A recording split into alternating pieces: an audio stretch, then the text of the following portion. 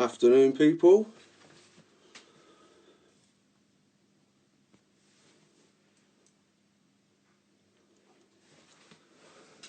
Just give it a few minutes for people to join. Welcome back. It's another Saturday Live.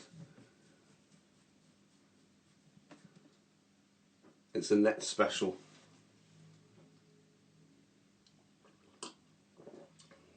Okay, just let people join in. Got quite a few already, to be fair. So, welcome back. Saturday Live at 5. Brooklyn Nets special. I'm looking forward to this one. We have some awesome guests on this week. So, first up, I'm going to see if I can get our first guest in. Here we go. Here she is.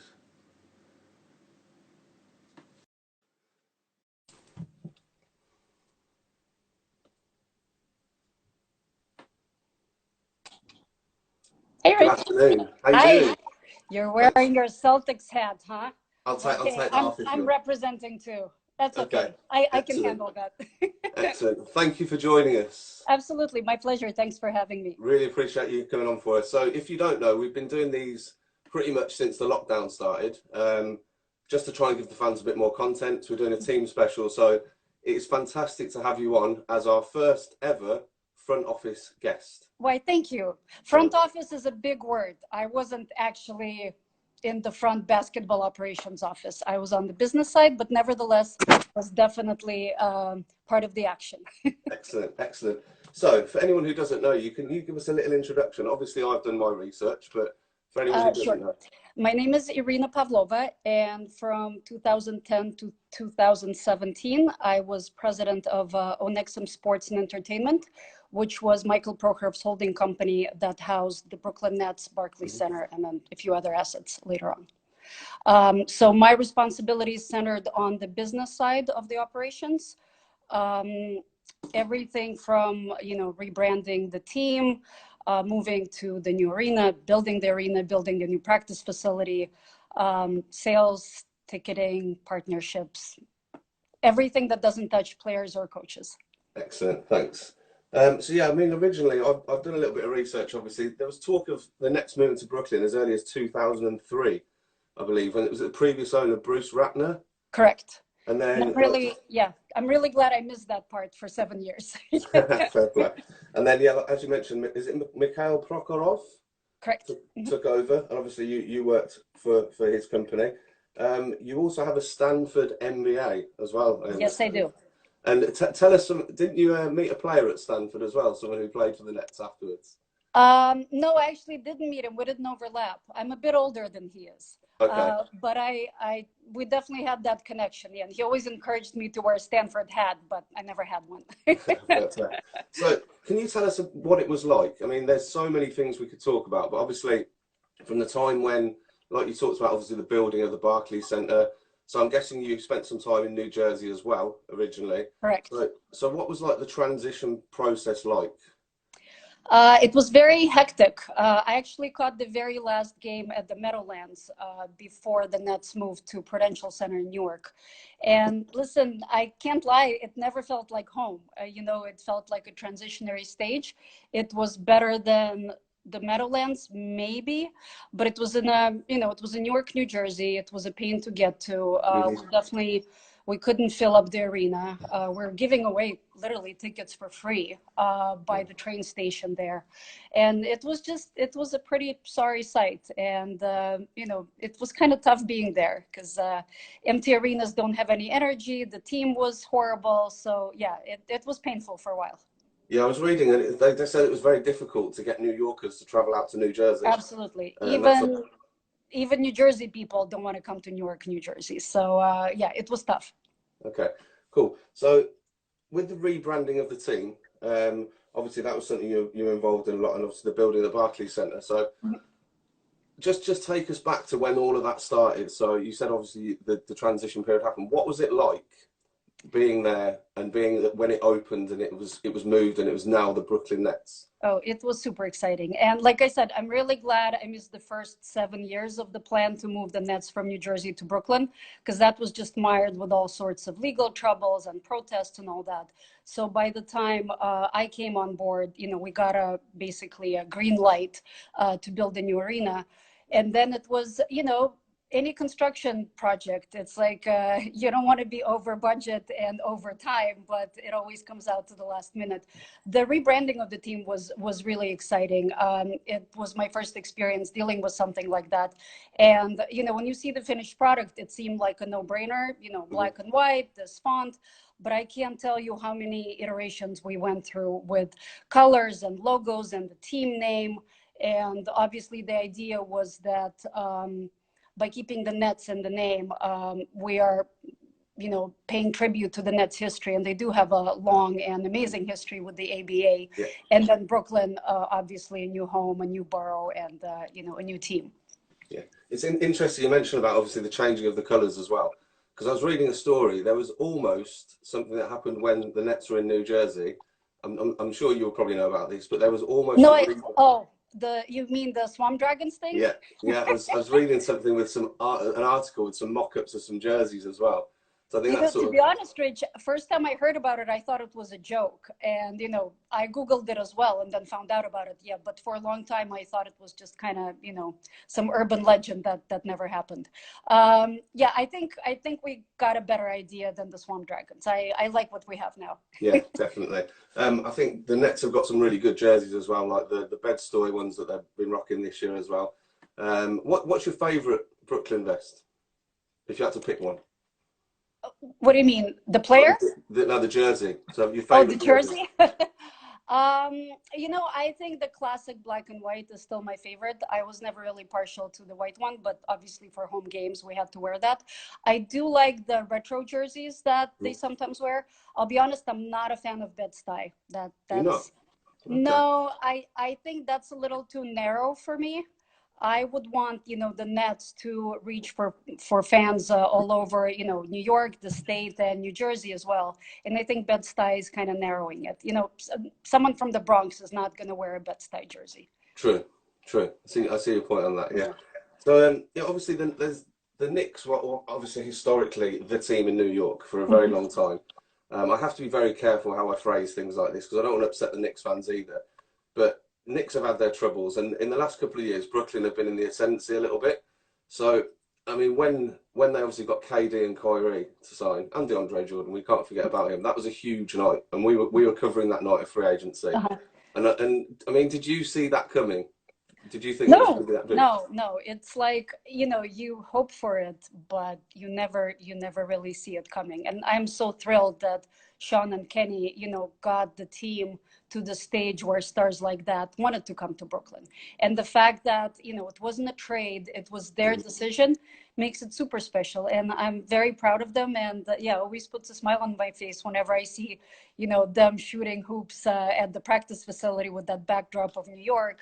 It's amazing. It's amazing. Yeah, that's cool. I mean, obviously, if KD can come back to full fitness, I mean, we all know that those sorts of injuries is hard for a player ever to return what they were before. Listen, even if he comes back at 90%, I still think, we'll be okay. Exactly. That's a hell of a team. And it's the supporting cast as well in Brooklyn. I mean, there's probably the favourite meme or gif or anything from the season before this one was when all the players were dancing on the touchline. I agree. I love that too. Yeah, it's just like a nice sort of unity. And it was like, and I know Jared Dudley had a lot to do with that, even though he's a terrible dancer.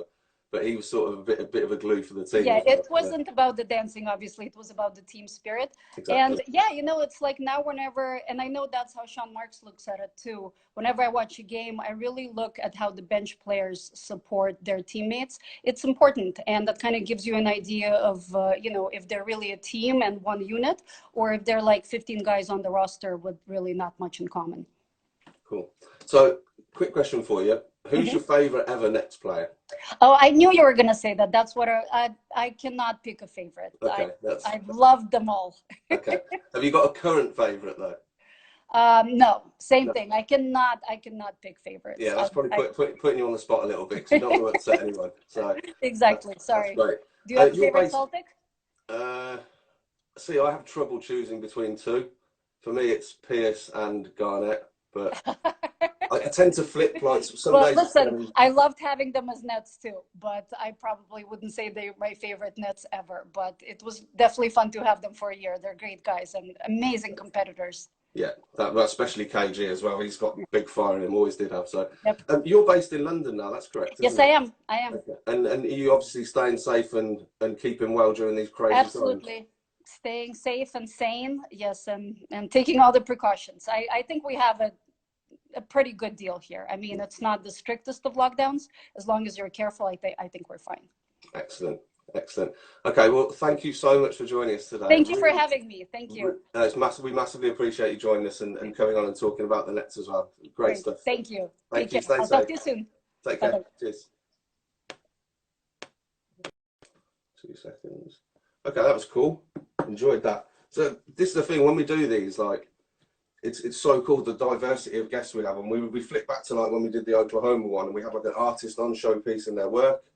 And obviously someone who was massively involved in the Nets moving to Brooklyn, obviously.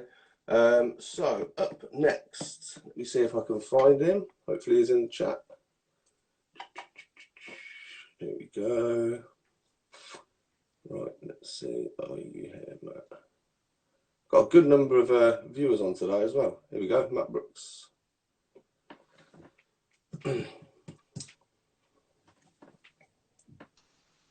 Hi Matt, how you doing? Doing well. How about you? Yeah, not too bad at all, thank you.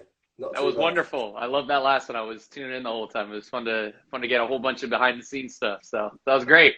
Absolutely, that's great. Thank you so much for joining us. Oh, thank you. This is super fun. I'm happy that I got to be included on this. Excellent. What time is it where you are now? 12. We're hitting what, 12:15, 12:20 right now. So just getting the day started. It's absolutely gloomy here. I mean, it's been like, yeah, it's been sunny and like 60, 70 degrees all week. Today it's just raining the entire day. So this is a perfect day to do this. Yeah, absolutely. Stay inside and go on Instagram Live. So, I know, right? so Matt, can you give us an introduction for the people watching and tell us about yourself and what you do? Yeah, so I write for Nets Daily. I do a lot of film stuff for them. So yeah, I've been there for about a year. I've been writing in sports about 2, maybe 3 years. From California originally, so moved over here, I guess about 2 years ago, maybe 2.5. So yeah, I'm a little bit newer to everything, but I mean, I've definitely gotten my feet in here right away, the best that I possibly can. Been covering the Nets, pretty much hands-on for this last year. Went to their media day and went to games throughout this year. So it's been very fun. And the stuff that I do, I think that, I just try to give people an inside perspective of what's going on the court. I don't do as much rumor stuff, don't do as much news stuff. It's all just kind of play-by-play stuff. And yeah, that's what I'm interested in, Excellent. So being from California, do you support a different team to Brooklyn? I'm guessing you are a Brooklyn fan doing what you do, but... I've become like a very impartial fan of what they're doing. I wouldn't say I'm like a diehard fan, but I mean, you watch a team every day, you sort of have a little bit of emotional connection to them. So, if they come back in a big victory, I'm obviously feel a little bit of internal excitement. But no, I actually was not a fan of any Bay Area team. It's funny you mentioned Kevin Garnett. That's the guy that really got me into basketball. My dad's from Minnesota, so that's kind of how I got into basketball, watching that. Especially that 2004 Timberwolves team, that was kind of what got me into it. So that's it's like when a duck imprints on its chick. That's kind of what happens. Yeah, that's what happened with me and Garnett. That's a tough gig though, being a Minnesota fan, getting into. Oh yeah, as you can tell, I haven't ended up out there. So yeah, I think they've made the playoffs once since that season and had one win in the series. So yeah, that's a tough gig for them. Yeah, tough go. Bright things might be on the horizon. So, so obviously your career and what you do. Tell us how you got involved and got the interest in doing the sports journalism stuff. That's a great question. I originally started doing this. I was working in sales. I guess 2 or 3 years ago, and I would watch. I would go to the bathroom, watch highlights, do all this stuff, and then I'll get home. And I had my own blog at that point. I was just kind of writing like general NBA stuff. I would watch games at home as well too, but. Just start doing like a little bit of an outline of what I'm doing now, just sort of a little more simplified version of that. So yeah, I had my own website, was doing, I guess, sort of film study stuff, maybe not as complex and in depth, but it was just a sort of general gist of kind of what I'm creating now. I've always had this interest in the film stuff. So, yeah, I got into that, moved out to New York, looked for something in sports. That was like one of my big intents of moving out here, was getting into sports.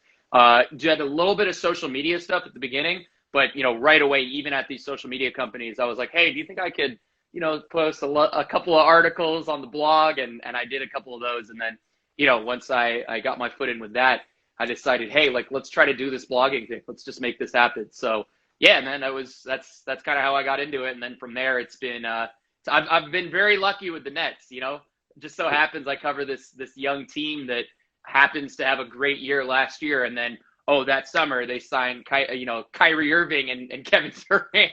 Like, what are the chances? But there you go. I mean, life just works like that. Yeah, I remember that free agency, like I said before, was crazy, because I was up and I was covering it on Twitter for the fans account. And I remember there was something at the All-Star game where there was Kevin Durant and Kyrie in a corridor, and you could see them having a conversation, and people speculating, saying, Kyrie's going to KD, two max contracts. And everyone just assumed they were going to go to New York. I did too. Yeah. And then I don't think many of us saw that coming. And then quite early into free agency, I'm sure KD just apparently hadn't even agreed it with the Nets. He just said, that's where I want to go.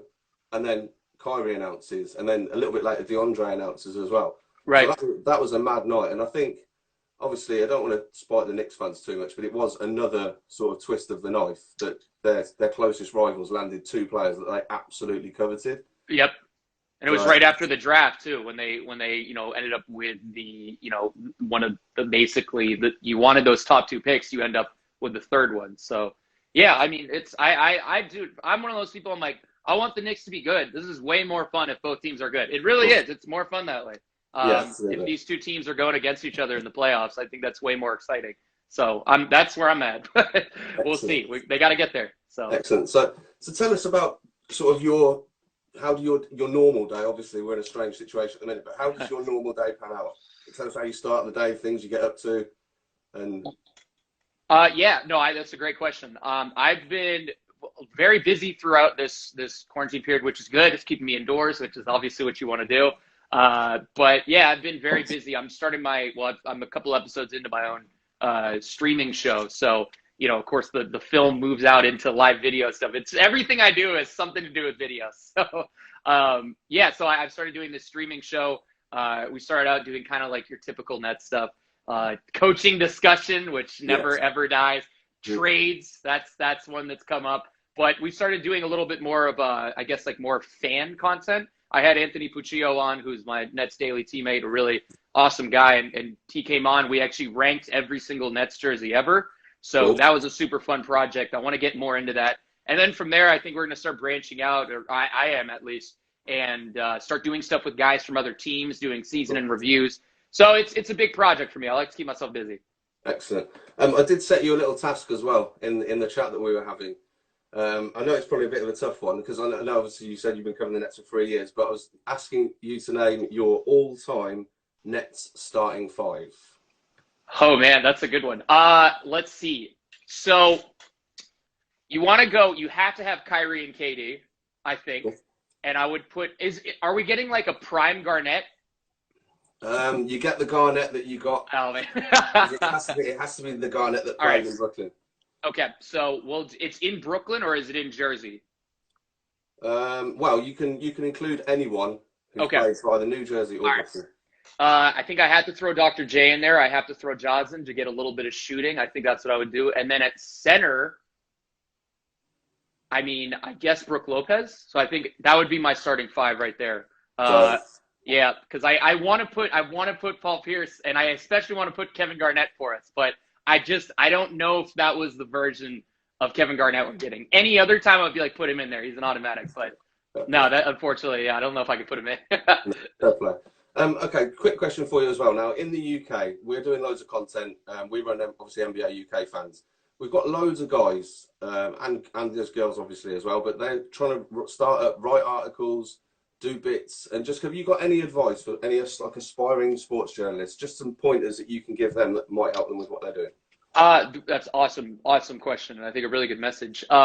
my advice, just do it. Don't let the fear of whatever, I need to be on this website to get started. I need all these things. Just do it somewhere. Put it on a Word doc. Put it on medium.com. That's where I started putting stuff. Start your own website. Do this stuff so you have a portfolio, and then you're going to come up to whatever company. If there's a company that you're looking at, a blog that you're looking at least you have a portfolio of stuff that you can send to them and say, hey, look, you're going to hire me because I'm already doing this. This is exactly what you want on your website.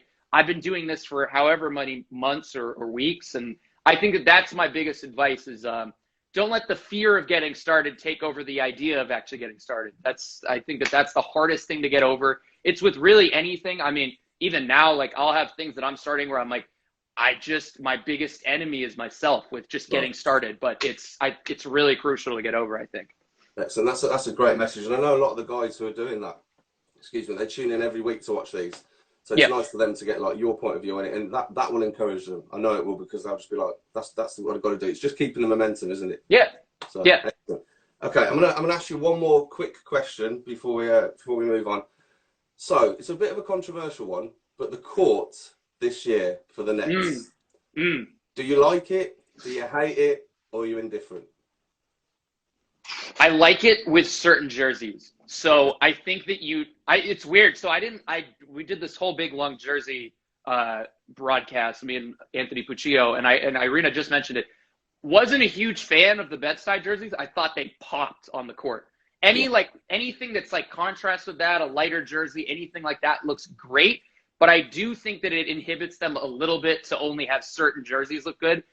You can't beat the herringbone court that they had beforehand. I really just don't think you can. So it's kind of like you set the bar up here. It's funny, even their jerseys last year, the Brooklyn camo jerseys, they set the bar up here, and anything after that, I mean, unless it's just, you're knocking it out of the park, it's going to feel like just like you're settling for a little bit less. So I like the court.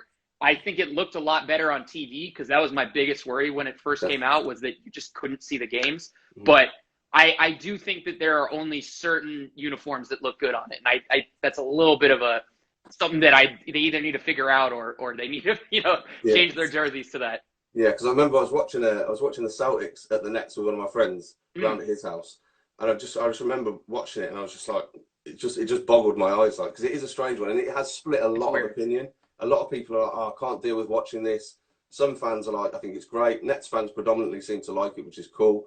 But it's definitely a bone of contention for some people. So.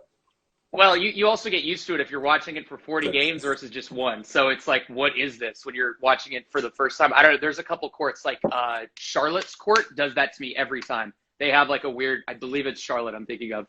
They have kind of a strange pattern on the court. Throws me off every time. So I could see that with the Nets. If you're playing them, it would be a little bit of an adjustment, I guess. Yeah, something unusual, yeah. Yeah. Cool. Right.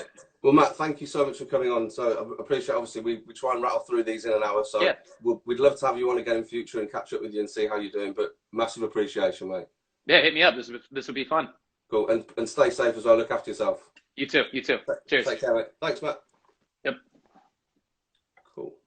Right then. Okay. Thank you, Matt Brooks. That was awesome.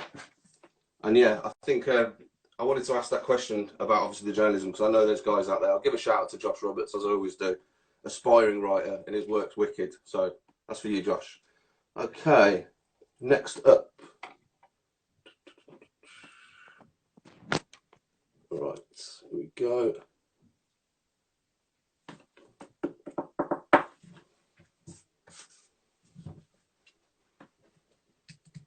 See if Stu's connecting. Hey, Stu. Hey, Rich. Can you see us all right? Yeah, I can see you, yeah. Yeah, we can't see you, mate. I've just got to, like, something... you want to flip? There you go. There we go. How you doing, There you go. Yeah, not too bad. Cool. Not too bad. That was great advice by Matt, actually. Yeah, definitely. I mean, I wanted to get that in, like I said, because I know some of the guys are writing articles and doing that sort of thing. So it's always good to get it from someone who does it for what they do. So, Stu, tell us a little bit about yourself. Just tell us what you do.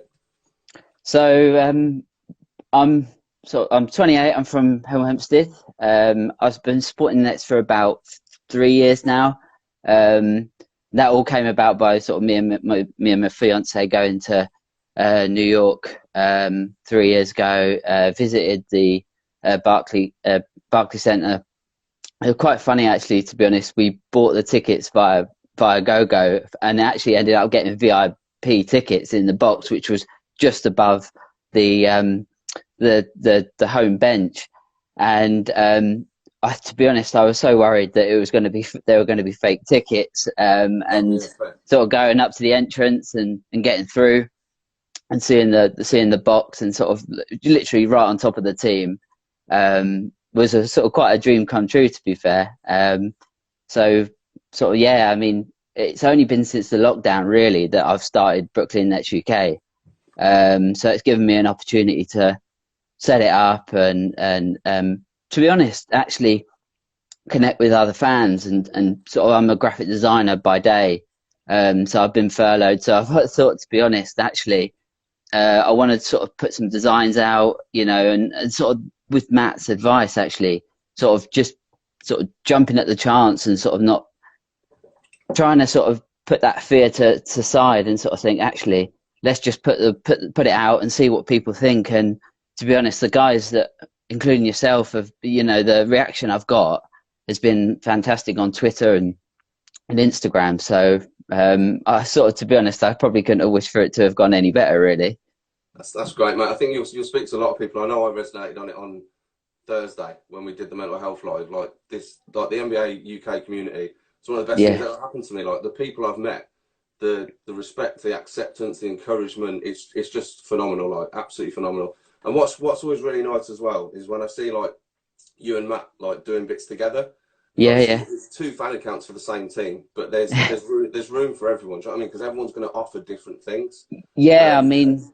And he just seems to have been really supportive of you. So obviously we'll talk to him later, but that's just nice to hear, because rather than like petty rivalries, bickering, anything like that, it seems quite the opposite. So sort of to have that support, I think sort of when you're sort of got two accounts of the same team, you think, oh God, you know, to be honest, you know, you both inspire each other, to be honest, and you're both you're both sort of wanting the best for the team. You're putting out the same content, and you'll read one article and you'll go, okay, that's fantastic writing, and it'll just spur you on to do something yourself. And I think sort of being a graphic designer myself, I can sort of offer, you know, other Nets fans or, you know, Matt, you know, if there's any sort of content that people need me to create, I'm sort of there to sort of help them as much as them help me to sort of write better sort of content, really. Because to be honest, I sort of set up the whole Brooklyn Nets UK to sort of help find something that I really enjoyed. I mean, I sort of suffered a lot from sort of anxiety and low mood, so I sort of sought help about 2 or 3 years ago, sort of in timing really, when I sort of found the Nets, really. My dad's got Parkinson's, so to sort of see Jerry Sloan sort of pass away with complications of Parkinson's, that sort of, to me, sort of struck home yesterday. And it's sort of, funnily enough, sort of talking about it today, it's you know, it was really good to see the mental health episode the other day, and all the guys that spoke on it, I think, were very honest, and I think it was quite refreshing for a lot of people to hear the guys that are, you know, you guys are on there, you know, really confident in front of the camera, and yet can sort of still talk about sort of everyone's sort of issues sort of behind the camera, really. 100%. I think that's a really good message. I mean, that is still on IGTV for anyone who wants to see it. But we did do a mental health special on Thursday, which was fantastic. I mean, I know we spoke about that a little bit as well earlier, but yeah, it's just important. It's like stuff like that. If you help one person, it's worth it. You know what I mean? So it's great. But I think what you said about the community itself just resonates. The support, the encouragement that people get. So let's talk a little bit more about your love of the Nets as well. Now, there's a good topic that we wanted to have a quick chat about. So I think this will be a good one. So we called it Thoughts on Kyrie. Okay. But obviously, you're a Nets fan. What was your reaction when the Nets signed Kyrie Irving? To be honest, I think any Nets fan, I mean, to get someone of that sort of caliber of player, and actually at his age, he's still got a few good years sort of ahead of him. And you sort of look at people like Kevin Durant, you look at his age, and, you know, even if he comes back at 90%, you sort of think, well, Kyrie's still got a couple of years on top of that. So, you sort of say 5 years ahead. And if he's any at the level that, Durant's at, hopefully when he comes back, you think, actually, to be honest, we've got a good pairing on our hands. And I think we've been a bit of an up and down team. I mean, I've been reading the Brooklyn Bounce book, and I think the Nets have been sort of unlucky in the past with sort of various sort of unfortunate circumstances, and the move from New Jersey to Brooklyn. I think it's been a long journey, sort of teething problems for them. And actually, I think to get those two in, I think is actually sort of a bit of an icing on the cake, but possibly just the start of something. I think the ceiling's quite high for this team, and the whole discussion about whether the third star. I mean, if you add a third star to that, to be honest, you start looking around, you start filling that team around with some good players that come off the bench. You actually start to think, hang on, this championship might not be that far away, to be honest. Exactly.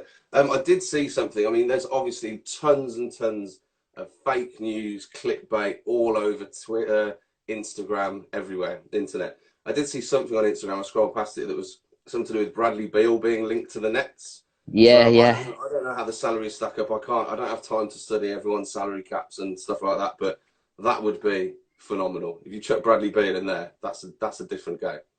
Yeah, I mean, you talk about Kyrie. I mean, I actually sort of recapped on a couple of his games. There's sort of one where I think actually, to be honest, it was the Chicago game where he scored 54, and he actually was the second highest net in Nets history, behind Darren Williams, to score the highest amount of points in a game. And then you've got the Wizards game, and he goes and injures his knee, and I think he only scored 11 in that game.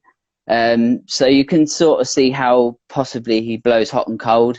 And I think sort of, yourself being a Boston fan, you can see what he can bring to a team, but also being careful possibly about people talking about the influence that he has when things are not going right for the team. So I just wonder sort of if Durant might sort of try to keep a lid on that. I don't know, but yeah, I don't know. I mean, it's pretty clear that Kyrie had designs on playing with KD, like I mentioned earlier, the tunnel thing at the All-Star game. But yeah, I don't know. I'd like to think that KD could maybe make Kyrie a little bit of a better teammate for the Nets. You know what I mean? I'm a Boston fan, like you said. When Kyrie requested a trade, I was watching the film The Departed. Yeah. I don't know if you've ever seen it, but I put out a tweet saying the Kyrie to Boston rumours are almost as ridiculous as Leonardo DiCaprio's Boston accent in that film. And then weeks later, humble pie, I was like, Kyrie's going to Boston, and it was mad. And then there was a whole little thing where it wasn't happening because they had to add another piece, and then it just went through anyway. Yeah. And I was like super excited. I actually searched my own Twitter profile. I put in my handle and I put Kyrie Irving. And like some of the tweets that I was tweeting back when he started being a Celtic, I was like a massive Kyrie Irving stan. But like I said to you, I accepted in January of whatever his last year was. So it would be last January, wouldn't it? I know he'd done that stand-up thing in the postseason and said, if you'll have me, I'll stay. But I'd already sort of come to terms with the fact that I didn't think he was going to, because he went all quiet on it and everything. So I think Kyrie's worst enemy is himself, to be honest. I think he's maybe got a bit of a fragile mind, and that's if that's something he's dealing with, then good luck to him, and I hope he gets the help he can get. But it's just he seems to split opinions a lot, and some people don't rate him as a teammate, but then some people do. That's the thing. It's quite funny. You look at the Last Dance documentary, you look at Jordan, and you look at let's put it this way: he didn't please a lot of people that he was around in the sense that he spoke his mind. And I think sort of sometimes some of the leading players actually do that. They speak their mind, and he's a New Jersey lad. And I think, to be honest, that if you're from your hometown and you can go back and you can play in front of your sort of home team, you're going to jump at the chance, I think, to be honest. So I think hopefully next season, once we get him back and he's playing more than 20 games, because I think we saw flashes of what he could be. And then we saw games where he went missing, to be honest. Seemed seen that happen in Boston as well, mate. It's like you talk about, was it 54 points against Chicago? Yeah, yeah, and I think it was 11. Did you lose that game as well? So we won the Chicago game quite convincingly towards the end, and then the Wizards game, once he had gone off, it looked like all the players were sort of looking around to try and sort of almost a bit of inspiration. They sort of, I think he sort of draws the attention towards him, and then it allows sort of shooters on the perimeter to sort of sink a few shots. I mean, Joe Harris, I think, got 24 in that game. So you had a few people, jumping in with some more points, but he is a leader, I think. So, I think once he went off, that was it. And you can sort of see it with some of the losing streaks we've had. I think we've had 2 7-game losing streaks. Yeah. So, I mean, to be honest, I think I was quite shocked when Kenny went, to be honest, as well. So I think, to be honest, this season was a bit of a development season. And I think they could have possibly allowed it a bit longer. I mean, I know, Jock Vaughn's done, he's won 2 games once he's been there, but I think, to be honest, I think that might have killed his chances with this delay, to be honest. Okay, well, I'll give you one more question before we sign out, Stu. Okay, how many years before the Nets win a title? I think we'll get close next year. I think hopefully we'll make it past the first round, and that'll be an improvement. Who knows what this season will hold, but an improvement from the last season.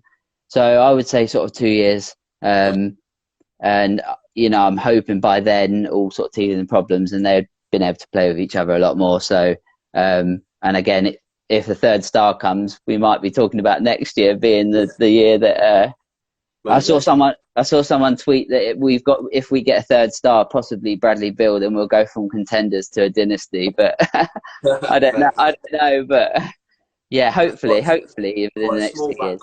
But that could work. So that's wicked, Stu, mate. Thank you so much for coming on. Really appreciate you doing it. Best of luck with the fans account. Keep doing the great work that you're doing. Keep working with Matt as well, because the guy's a legend, like you said.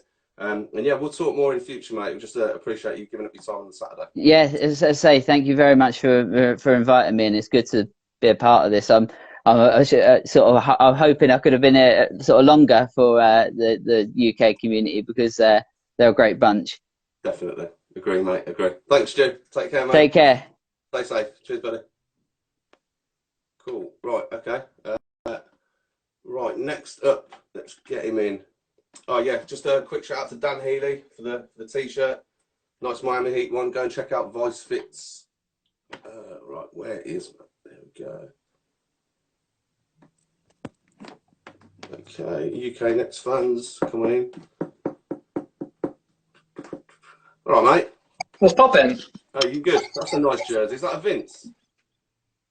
J Kidd. Ah, nice. Good choice, man. He was playing when I first started following the game. Yeah.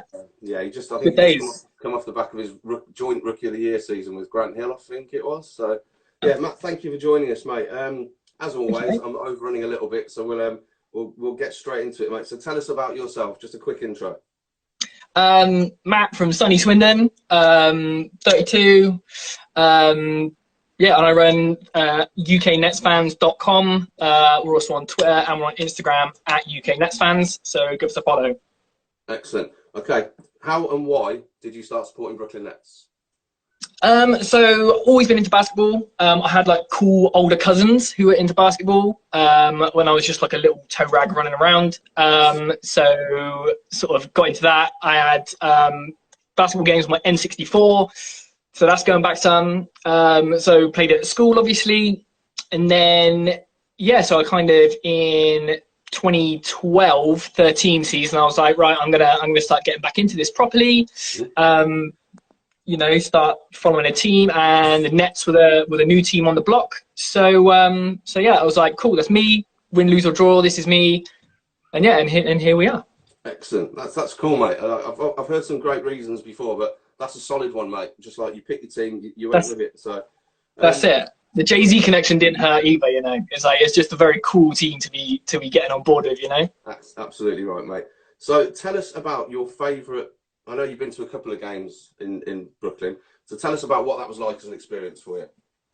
Yeah, so I've been to 2 games. One was the Global Games in London. So that was 2014. That was when the Nets took on the Hawks, and this is the good Hawks, when like it was sort of your Jeff Teagues and your Carl Corbers, as well. your Millsaps. Yeah, so that was real cool. Took the W in that one. So that was really, really cool. And then so that was January 2014, and then in May of 2014, me and my now wife had a trip booked to New York, and it was playoff time. So we were like, I really hope, and the Nets were looking good in the playoff. Obviously had it sort of organized from ages ago, and we were like, let's hope the Nets make the playoffs because I'm going. It's off season. If they flame out, then there's no basketball to watch. And luckily, getting sort of closer to the time, Nets made it through. And this is in the second round as well. So I got to watch. Luckily, it kind of all coincided, so I could watch Game 4 of the Eastern Conference semis when the big 3 of Miami came to the Barclays Center, which was dope. But it was 6. But it's real weird because the game itself's a bit of a blur. So we had just come off of an 8-hour flight straight into the US, straight into the airport, straight into the hotel in the Upper West Side of Manhattan. And I was like, to the hotel guy, I was like, here's my stuff. Book me a cab. I'll be down in a minute. Got a cab from the Upper West Side of Manhattan down to Brooklyn, just buzzing, coming up there. That's a journey. Well, yeah, we didn't. It's like over here to like down here, isn't it? It's like 11 o'clock to 5 o'clock, man. So, but yeah, it was nuts. But yeah, it was a bit of a blur. But you know, got to see the big 3. Got to see KG, Paul Pierce, Joe Johnson, Darren Williams. LeBron dropped 49 that game, so it felt pretty special. You've seen some it's pretty good in that game. I've shared some oxygen with some players. Yeah, some champions, mate. Some champions and some MVPs.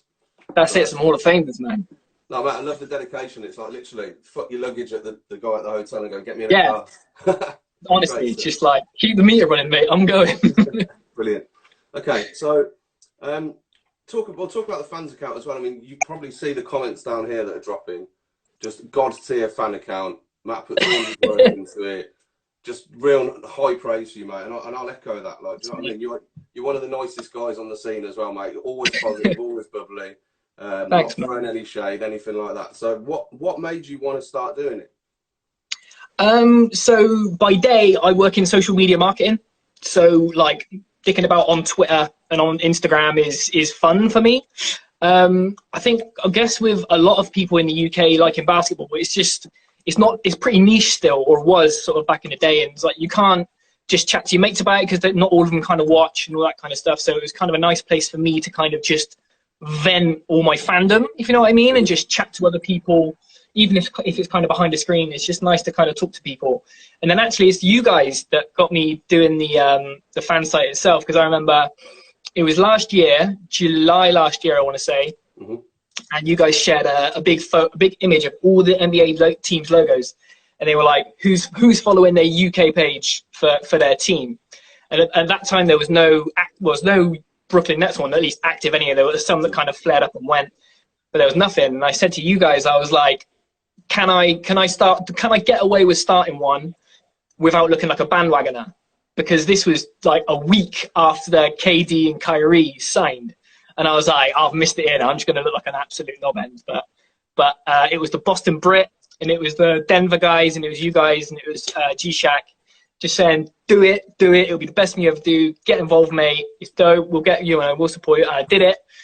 And yeah, and here we are, just over a year later. And it's mint. Brilliant. I love talking about fans accounts as well when they've stuck around. Because like you said, there are some that come and go. We get it. Priorities change, stuff like that. But there's guys like yourself. I can't call them all out. There's loads, but like Miami Heat. I mean, you see the moves that he's making now. I listened to a podcast that he did with like the biggest Miami Heat podcast in South Florida, and he was on it, and it was brilliant. And he just completely held his own. Just absolutely brilliant. So what you guys are doing is fantastic, mate. Absolutely love it, and just the effort and the support. I like the fact you called out the support, because I'm pretty sure I remember the conversations flying back between you and NBA UK fans saying, "Yeah, shall I get on with this? What do you guys think?" We always like just encourage people to say, "Do it." But my biggest thing is stay with it. because the acceptance and obviously the encouragement and the vibes you get off it are unbelievable. Do you know what I mean? Yeah. It's the weird thing as well, man. Like, it's like, I guess it's just like, even though we're like UK sports fans, it's not like that football mentality where it's just like, oh, I'm from Swindon, right? And the big rivalry is like Swindon, Oxford, and that's just like, you Oxford are your mate, and you're Swindon, and you got beef. But now it's just like, even the Knicks fans, like, for all intents and purposes, we should get on, but we have some light-hearted digging and all that kind of stuff. But at the end of the day, it's just like, we got more in common than we have different, man. So, and I said it's the same thing that you said about with Stu, and it's just like, I'm a big believer in, like, if you like basketball and you got more people to chat to basketball about, then everyone's just gonna have more time, and it's just all positive, man. Exactly, and you're right, because it is so niche, and like I'll say as well, like, my mates who I grew up with don't really like hoops. It's just the way it is. So everyone's got different things that they like. I like it, so it's cool. And we just built this like community where everyone just gets along. And we've said this on lives before, like, basketball unites people. It's lovely.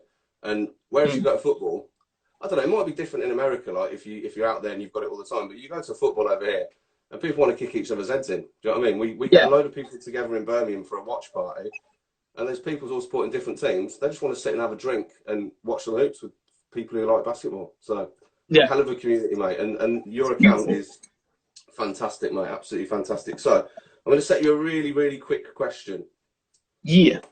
Just thinking now. How do I... Okay. So, you keep KD and Kyrie, okay? Yes, sir. And then give me 3 other players that you realistically think the Nets could sign in the next sort of few years. So say KD and Kyrie's your core. Put 3 other pieces around them. Bear in mind, you can't ridiculously blow salary caps. Yeah. Put you right on the spot here now, mate. We'll test your nose. So. Okay. So there's obviously, like you said with you, there's been a lot of chat about Bradley Beal and stuff like that, which undeniably he is sick, and that's amazing. But the last thing we need is another scoring guard, because we've got Kyrie. If Kyrie and KD are on the court at the same time, it's going to be in their hands. So what we need, I think, is more help on the defensive end, especially with Kyrie, because he's not the best defender. What I would love, and we've been chatting, so we've got like a Nets fan Discord server as well, and we've chatted this at length. So props to those guys for like dropping some knowledge on me. But if we can get I think we need a bit more help with our bigs. So I would love to be able to sign Serge Ibaka to like a vet's minimum. Would be dope, because and he's sick, especially because we got a real short window, man. So like if we're just good now and that's it, that's fine. So Serge Ibaka would be good, and he's boys with KD. There's like they ate snake together on YouTube, which is weird. True, but he's terrible. He's terrible in a fight because he just swings and misses. He just throws punches that don't land. So, but that doesn't. That's all right in 2020, though, isn't it? You just got to post up and act like you can fight. It's all right. Cool. So we've got Kyrie, KD, and Serge. Yeah, Kyrie, KD, Serge. See, I'm too much of a net stand, man. I'm like, because a lot of talk of like blowing it up and getting that 3rd star, but like we've still got Joe Harris, who like if you want to surround him with shooters, we can save the money, man. We've got like one of the NBA's top shooters who has got a real like rounded game. But if you want to stand him on the wings and catch and shoot threes, then he's one of the best in the business. So I'll keep him. We don't need anyone else. Okay. We don't need loads of imports, man. We just need that extra defense on the big side. You know, if Utah really don't want to keep Mitchell, what's his chops and Rudy Gobert about, Donovan Mitchell and Rudy Gobert can't be in the same room with each other, I'll take Rudy Gobert, because DeAndre Jordan, he's sticking around. He ain't going anywhere because he's boys with KD and Kyrie. But like, we could use another defensive big. Yeah, true. I think he's got quite a big contract, but we'll take that. We'll let you have that one, mate. So that's wicked. Like, I love it. So I'll ask you this as well. How many years till the Nets win a title? See, coronavirus notwithstanding, I reckon we will have won a chip by 2023. Okay, that's a bold statement. I think if health, if everyone's health, Kyrie only played 20 games. We need to get a coach, little stuff like that. Yeah, just little road bumps, technicalities. But yeah, I think if in the next 2 years, if we can have a healthy squad, I reckon we'll get to the finals at least. Fair play. A lot of people have been rubbishing it, but saying if the Nets stay fit and add a 3rd star, they'll be in the conference finals at least, and they'll be probably top 2 seed. And people have been like, "Oh, no, that's bollocks. It's not going to happen." That makes sense to me.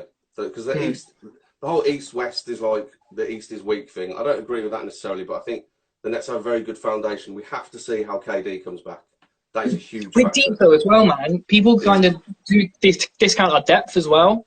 Like, we've got people like Chris Chioza, who just came out of the G League, who's absolutely lighting it up at the end of last season, at the end of this season. Sorry, you know, we got people coming off of the Spencer Dinwiddie's like probably the best backup point guard of the season. Like, it's right, he's up there. So as much as our ceiling is high, our floor is pretty high as well because of just the sheer amount of talent and depth we've got in our squad. So yeah, it's a real exciting time to be a Nets fan. It is, man, as well. And like you said, you're not a bandwagoner. You were there before it got like this. So I got the tweets to prove it. I can show you. All right, mate. Well, thank you so much for joining us, and I've got to shout you out as well because you lined up our first two guests, and that was wicked, man. Like, I'll be honest, I was a little bit nervous for the first one because I was like, this is quite a big time. I spoke to you about it. But thank you, mate, for sorting that out. That's brilliant. I love the fact that you and Stu are working together to do stuff. It's not a rivalry, it's a cooperation. That's massive respect to both of you, mate. It's good to see. And, thank you, man. Yeah. We'll talk soon, mate. We'll find other reasons to have lives and chat as well. So it's all For good, sure. mate. Anytime, man. Thanks for having me on, bro. Thanks, mate. Take care. Cheers, mate. Okay, cool. Right, so that was Matt Harding, not the wrestler, though, I have to point out, because don't get it confused. Okay, so we've got about 10 minutes, which is a hell of a challenge to get this guy on a live, and it only lasts 10 minutes, but I'm going to get him in anyway. Where's he at? Hold on, sorry, I'll just get this. Right. Here he is, top of the list.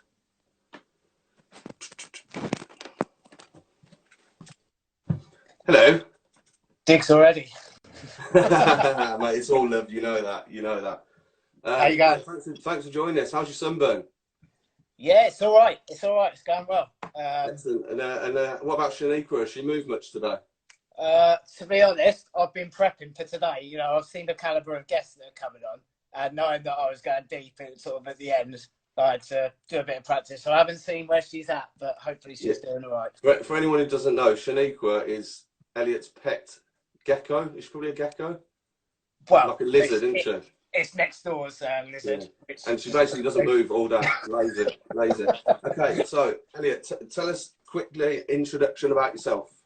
Yeah, so I'm Elliott, Brooklyn Nets fan, GM of the 2K Fantasy League Brooklyn Nets, and owner of Hoopin' and Luton, which we sell basketball jerseys. So if you're not following us, go follow us, check us out, get some jerseys from there.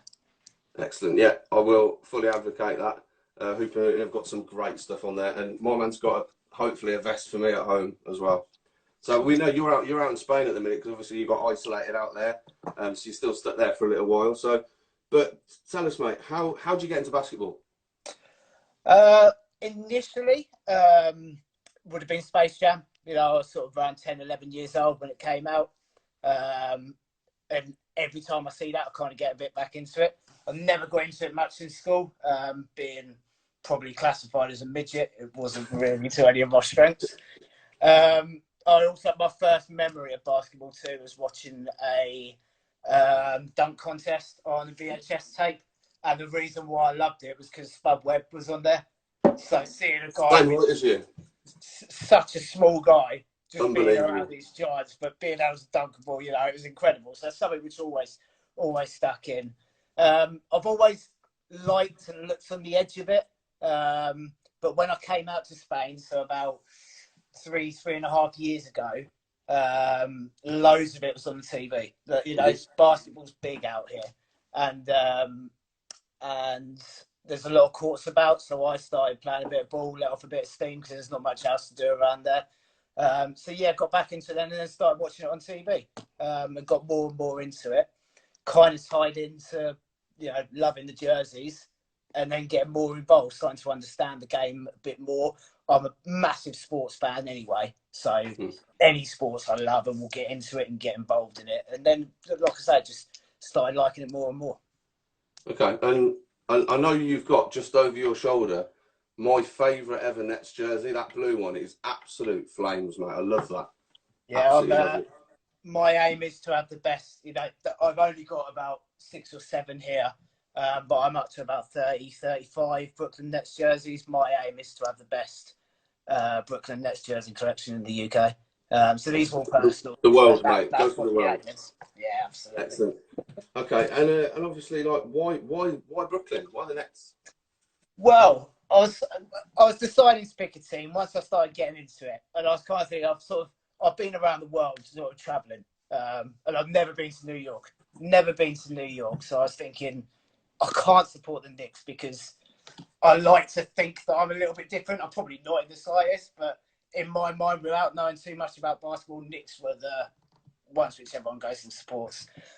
Jay-Z, always hear about Brooklyn going on, big Jay-Z fan. And then I've also got Irina to thank probably because of this from the branding, is that I thought, right, I love the Nets jerseys, just, as in the Brooklyn jerseys, the black and white, just it's part of why I like Raiders in football. It's just a black and white, simple jersey. So, yeah, went from there and I was like, right, let's do it, Brooklyn.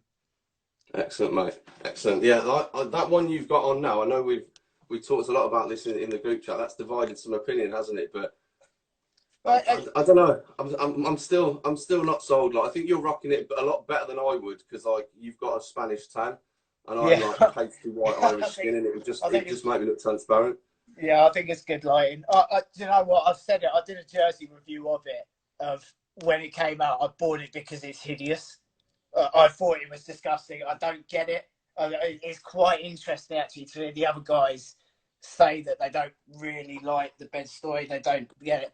I was kind of like that, but Biggie was a Knicks fan. I don't really get it. But Brooklyn Nets, new come in, need fans. They're looking for someone to love them. So, we're getting it in from there. And I love it. It's come in and I absolutely love it. I think it's brilliant. It's all right, mate. You're getting some love as well in the comments here. Wade is rocking that jersey. But yeah, I think again, it comes down to that fantastic tan. What I would say is, mate, don't sunbathe in it and fall asleep because we've seen the photos of what happens to you when you fall asleep in the bed. That photo stays hidden, to be honest. Yeah, no, that doesn't get released. So yeah, we'll add it to the top half. Yeah, we'll add it to the page later for anyone who wants to see it. No, I'm joking, mate. I'm joking. So that's cool. I know you plan to come back to the UK. We've got 2K UK Season 2 to do first. So I'm going to ask you a couple of questions about that. So what's your starting five again for Fantasy 2K? My starting five are Kemba Walker. Hopefully that'll be another Celtic that becomes a net for all you guys. We have got Dr. J, DeMarcus Cousins, LeBron James, and because, I was all about a new guy coming in, intimidation, Walt Frazier in a Brooklyn Nets jersey. Mate, Boogie was a pickup as well, because I don't remember him actually getting drafted in Season 1. I think people might have forgotten about him. I don't know if he did or not. I might be wrong with that. But yeah, and the reason I said I know he got released from the Nets because he was injured. Wade from the Lakers because he was injured. But if we're looking at getting a third star, we're also going to need to. I don't know too much about contracts and all of that, as I'm learning. To me, that's like a beautiful mind screen. I'll get into it at some point, but understanding it all is a bit of a minefield. But from what I gather, Boogie's he'll be on a minimum contract because of all of his injuries. He's a free agent, so he's just one of the players which I love for some reason. So I thought we'll get him. Mate, we've come up at the top, sadly, with our 1 minute warning, which is 2 minute warning, which is now nearly now a minute. So I'll have to cut it in a sec. But quick prediction from you: where does your 2K UK fantasy team? How far do they go? We go all the way. When we get the ball, we start letting it rain. There's no way that anyone will be able to slow it down. We're just going to get it. I love the confidence of that, mate. G-Shack will be sporting some comebacks on that, mate. So, yeah, mate, thank you for joining us. I know we'll see you again on a live soon because we always do, and we love having you on, mate. But, yeah, stay safe, mate, and we'll talk soon. And good luck to your next team in 2K UK Fantasy as well. Sweet. Appreciate it. Thanks to all the guests, guys. Cheers, bro. Take care, mate. See ya. Okay, cool. Right, I've got about 55 seconds. So, just a quick one. Firstly, thank you to all of our guests who've come on today. I won't name them because I'm running out of time. Thank you to Matt who sorted out the guests as well. Thank you to Dan Healy for my t-shirt. Love it. And thank you massively to all of you who watch this. Okay, I'm going to try putting them on IGTV now as well, so we should be able to upload them. So you just go and watch them there, which means we don't have to screen record them, add them to YouTube. So keep your eyes on IGTV if you missed any of it. Next week, New York Knicks. So we're going across the bridge from this Saturday and doing the Knicks next week. But yeah, thank you guys. As always, stay safe, look after yourselves, and I'm checking out. Take it easy.